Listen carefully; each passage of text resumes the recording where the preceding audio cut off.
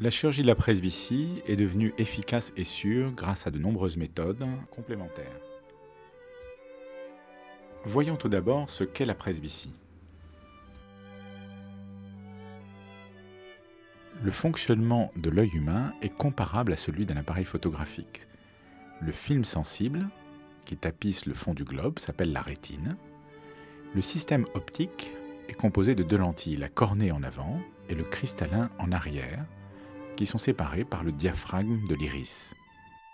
Ce système optique focalise les rayons lumineux qui viennent de l'infini et les converge vers un point unique de la rétine. La rétine envoie l'information visuelle au cerveau par l'intermédiaire du nerf optique. En vision de loin, les rayons lumineux sont focalisés directement sur la rétine.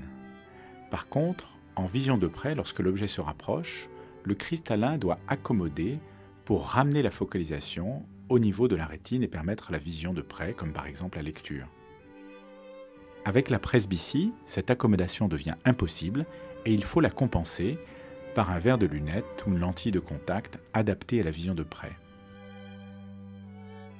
Les principales méthodes actuelles de chirurgie de la presbytie sont l'intracorps, le presbylasique, les implants multifocaux, l'implant accommodatif et l'implant ajustable. L'intracorps est une chirurgie remarquablement simple et efficace qui utilise le laser femtoseconde pour remodeler le stroma de la cornée sans découpe d'un capot ou ablation de tissu. L'appareil découpe au sein de la cornée des anneaux concentriques, un total de 5 anneaux de 1,8 à 3,6 mm de diamètre est réalisé au centre de la cornée.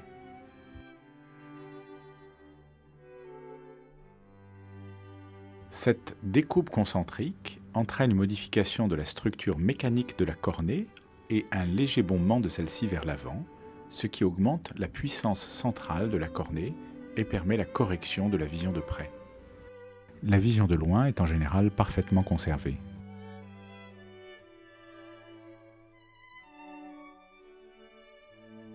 L'intracorps est donc simple, rapide, peu agressif pour l'œil et ne comporte pas de complications connues. Dans 15% des cas environ, une découpe partielle limite l'effet recherché et nécessite une reprise tout aussi simple. Le presbylasique est une méthode légèrement plus complexe que l'intracorps, mais tout aussi fiable et qui permet en outre de corriger un plus grand nombre de cas, notamment en effectuant la correction d'une hypermétropie, d'un astigmatisme, d'une myopie associée à la presbytie. L'intervention commence par la découpe d'un volet cornéen à l'aide du laser femtoseconde.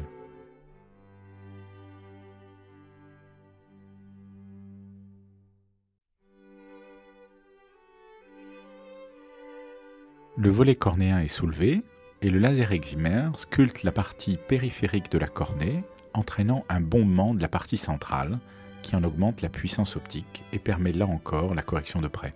Le presbylasique présente donc l'avantage de pouvoir corriger l'hypermétropie, l'astigmatisme et la myopie éventuellement associés à la presbytie, d'être facilement ajustable et donner une excellente vision intermédiaire. Ces inconvénients sont ceux du LASIK et le fait que les résultats dépendent de l'expérience de l'opérateur.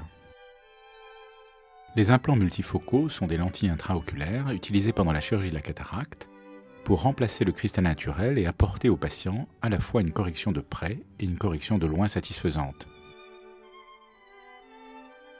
L'intervention de cataracte ou la chirurgie du cristallin clair consiste à enlever le contenu du cristallin et à le remplacer par un implant dont les propriétés optiques permettent de diviser la lumière afin de corriger simultanément la vision de loin et la vision de près.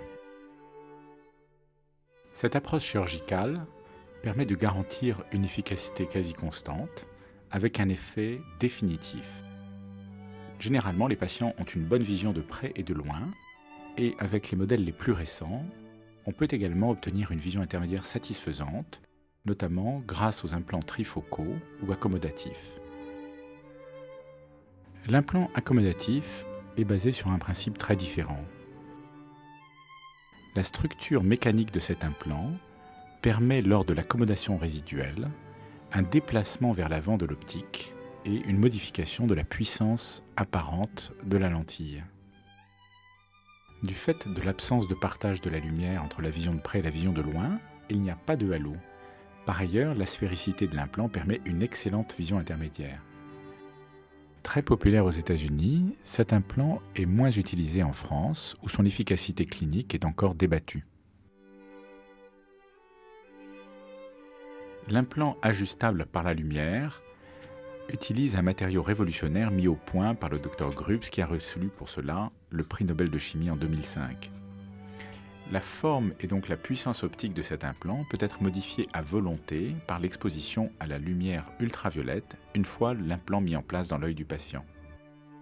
Pour la presbytie, l'exposition du centre de l'implant augmente sa courbure et permet de corriger la vision de près.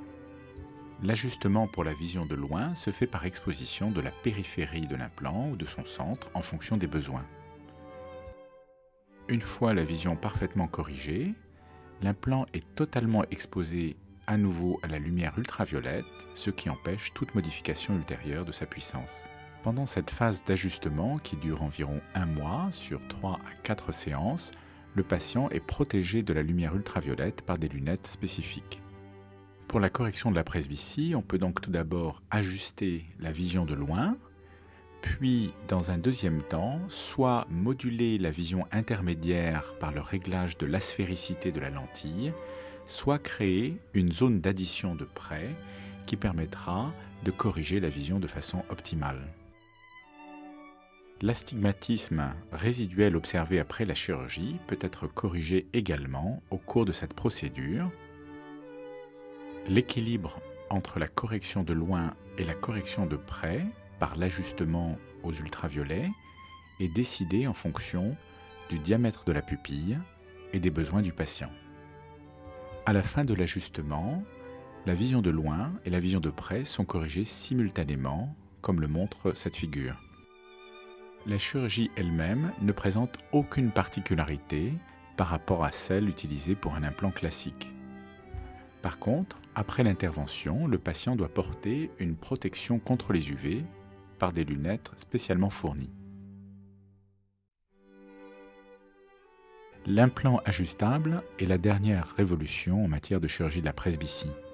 Ses avantages sont donc la possibilité d'ajuster très finement la correction pour la vision de loin, d'ajuster l'asphéricité de l'implant pour favoriser la vision intermédiaire, et surtout de moduler avec une très grande précision la zone d'addition dédiée à la vision de près.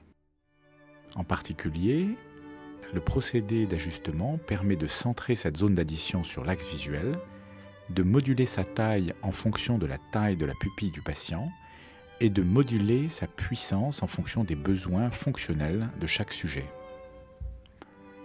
Avant ajustement, à peine 10% des patients ont une vision de près sans correction satisfaisante, courbe bleue, alors qu'après ajustement, sur les courbes rouges et verts, on constate que plus de 80% des patients voient de près sans lunettes. Ces résultats sont parfaitement stables dans le temps. Nous espérons que vous avez apprécié cette vidéo pédagogique et nous vous remercions de votre attention.